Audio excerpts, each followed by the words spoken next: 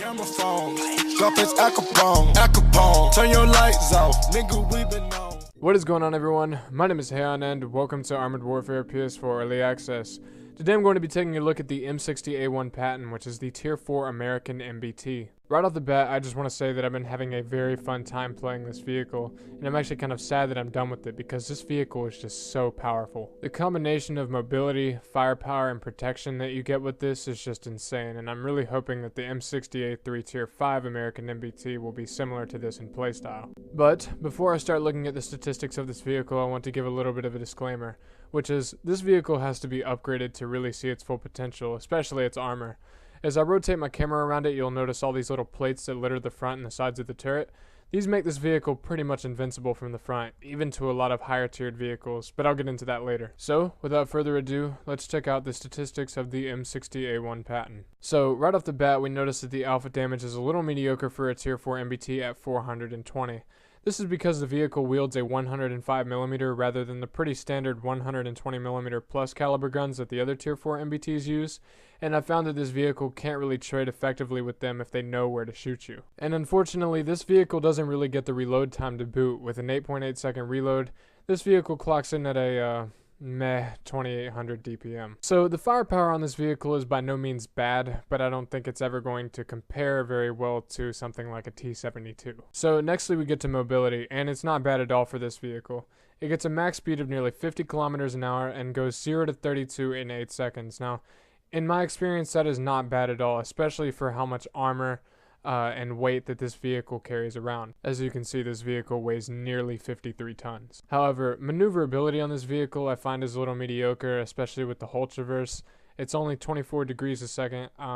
In my experience, it feels like it takes a very long time to be able to turn around and reposition in this vehicle. Nextly, we get to gun depression, and this actually came as a very pleasant surprise to me, clocking in at 10 degrees. This makes working ridge lines and slight gradients in this vehicle very easy, and gives it really great opportunities to be able to use its turret armor, which we are going to be taking a look at now. Now, looking at the on-paper statistics and the nominal thicknesses of the armor of the M60A1, you might be a little misled. As you can see, it says the front of the hull is only 146mm thick, and the turret 254, which in theory the 270mm of penetration this vehicle gets could easily butter through the front of this armor. However, this does not factor in the sloping or the Rise ERA armor plates that this vehicle is equipped with. Now, I'm not going to explain armor sloping and the science behind that and how that works because I feel like that's pretty self-explanatory. But for the people who don't know, I will explain what the Rise ERA armor plates are. If you didn't catch this in the beginning, the Rise ERA armor plates are basically the little boxes that cover the front and the sides of the turret of this vehicle. And to put it simply, these are basically shell traps. Basically how it works is when a shell hits one of these plates, it triggers a sort of explosion type thing which prevents the shell from even having a chance to penetrate the actual armor of the tank. And so what that means is that even a lot of Tier 6s have trouble damaging this vehicle from the front. However, as people shoot at your vehicle throughout the match and trigger your ERA plates, you will lose this extreme protection, and as more and more disappear, it will become a lot easier for enemies to be able to damage your vehicle. That mechanic is what I feel really balances the M60A1. But that pretty much does it for the in-garage review of the M60A1. In this vehicle, you really want to be using your armor effectively, as in not over-angling, peeking around corners at the right angles to keep people from tracking you and penetrating your weak side armor, and basically just being a big bully to anything that decides to fuck with you. So now I have 3 replays to show you. They're each about a minute long, and I feel like they really capture how you need to be thinking and playing in the M60A1. I apologize, I don't really have any full-length replays for this review, but I feel like these 3 replays really, you can get a really good idea of, like I said, how you need to be thinking and playing in this vehicle. So, let's jump right into it. So, the first replay I have to show you is on the Desert Global Ops map, and I've just got another M60A1 coming down this alley here. I still have all of my hit points and ERA plates intact, so I'm going to be fairly aggressive towards him. So I'm just going to go ahead and start it.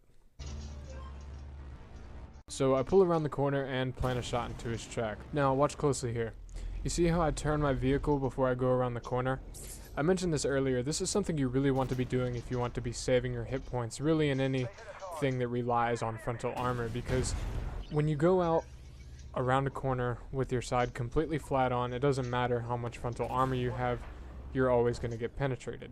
And as you can see there, I just made that exact mistake. Now, this is something that you should also be paying attention to here. This is demobilizing your enemies and doing damage to them at the same time. So as you can see, we did take some damage in this replay. We took a shot in the side from the swing fire. That wasn't really something I could help, and then we made the mistake of coming around the corner at a relaxed angle, and that caused him to be able to penetrate my side armor. So that pretty much does it for this replay. I'm going to go ahead and get to the next one. Also, I apologize if my voice is a little quiet. All my family is asleep right now, and I don't want to be waking them up. So the next replay I have to show you is how you should be handling higher tiered opponents. You'll see whenever I pull around this corner here, there's a leopard opposite of me. Identify. Plant one shot into his turret, and he bounces off of me. So you know the leopard is a tier higher than me, at least that one is. And now I'm going to be fairly aggressive. He's trying to be sneaky, get around me, plant another shot into him, and now he is going to shoot me. Now he damages me. Like I mentioned earlier, this vehicle is not completely invincible, but it is mostly invincible. As you can see, we bounced that first shot. But now we have the help of the Leopard 2AV on our team. And with the help of that guy, we pretty much just deleted all of this tier 5's hit points. So as you can see, this vehicle is pretty crazy, but that's all I really wanted to show you from this replay. So let's get on to the last replay. So this is the last replay that I have to show in the M60A1 Patton. And this replay, I feel like, really represents how dominant this vehicle can be versus other tier 4s. Now, as you can see, I have very low hit points left, 443. That's, not enough to take a hit really from anything on the enemy team. So I spot this T-82. Bit of a misplay, I shoot his turret. I'm never going to be able to penetrate that. But I pull back, he is not able to shoot me. And this time I'm going to shoot his lower plate. And that will penetrate, and he bounces off me.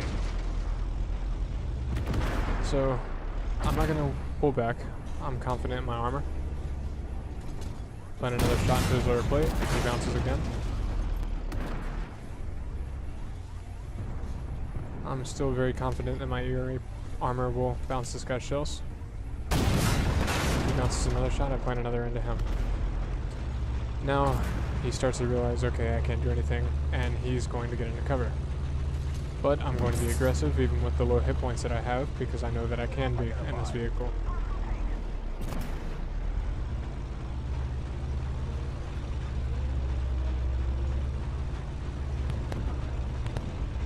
So I'm not going to pull around the corner. I'm going to let him make the move. Put a shot into his side. And he bounces off of me. And the little ram from the Scorpion and me finishes him off. So as you can see, this vehicle is just so powerful. It's just very dominant and just, I can't even come up with words to describe it. It's just, you feel so confident when you play this vehicle, and that's why I enjoyed it so much. So that's pretty much it for this replay. I hope you guys enjoyed. Make sure you drop a like if you enjoyed the video, and even subscribe if you want to see more of my content. So yeah, peace out. Look at my neck shine, look at my wrist shine.